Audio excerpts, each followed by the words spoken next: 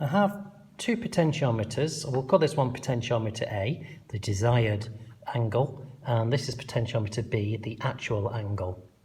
And they're both connected into a microcontroller, and the microcontroller is reading both of these potentiometers and sending the data onto the screen. So the column on the left hand side is the angle of the first potentiometer. So as I increase that, you can see the angle there, just about make that out. As I increase it, the value increases on the screen. I'll set that back to 0. And the second potentiometer, just to demonstrate its angle, I've just put a little black blob there. As that increases, you can see the angle of the second one moving. Now the third column, you might notice, goes up because that is the error or the difference between the two.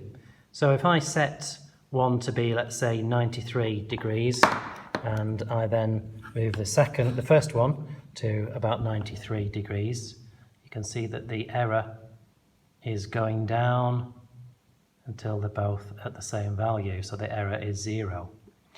And that's all done in this piece of program code where I read the desired angle and the actual angle, and the error is the desired angle minus the actual angle.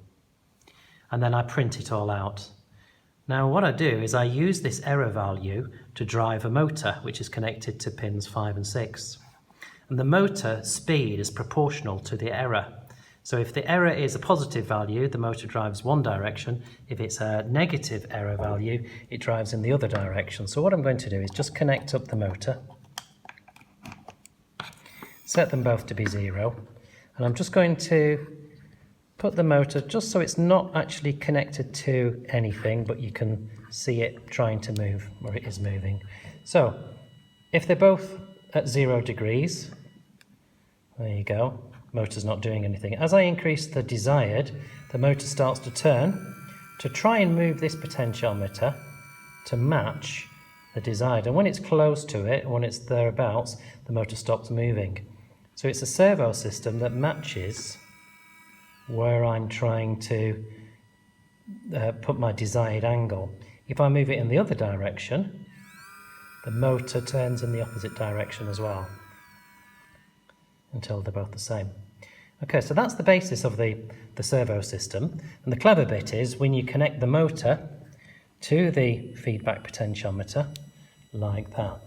So now what you've got is would be the input, the pilot says where you want, let's say, a rudder angle to go. This bit would be the portion that's connected to the rudder. This would be a strong, powerful motor which moves it. So what we've got is a servo system that matches where I want it to move to. So wherever I match it, the servo system matches it to, backwards and forwards. Now it's quite slow, it's quite lagging, it's not exactly matching it perfectly. You might notice that the faster I move it, the faster the error, the larger the error is, which drives the motor even more. But what I can do is make this system a bit more sensitive by multiplying the error. Just make sure that's on there. So I can change this error value.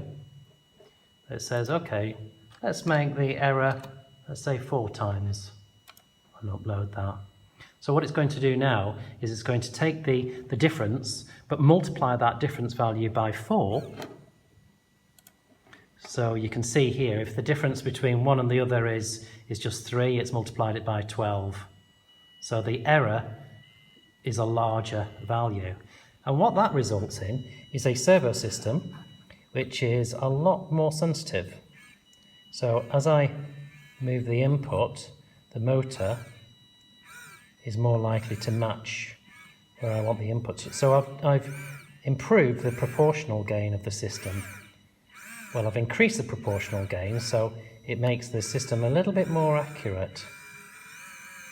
So it tries to follow my position a lot faster. Now sometimes it might overshoot, and this is where PID comes in, because the D dampens any overshoot. I'll just connect the motor back there.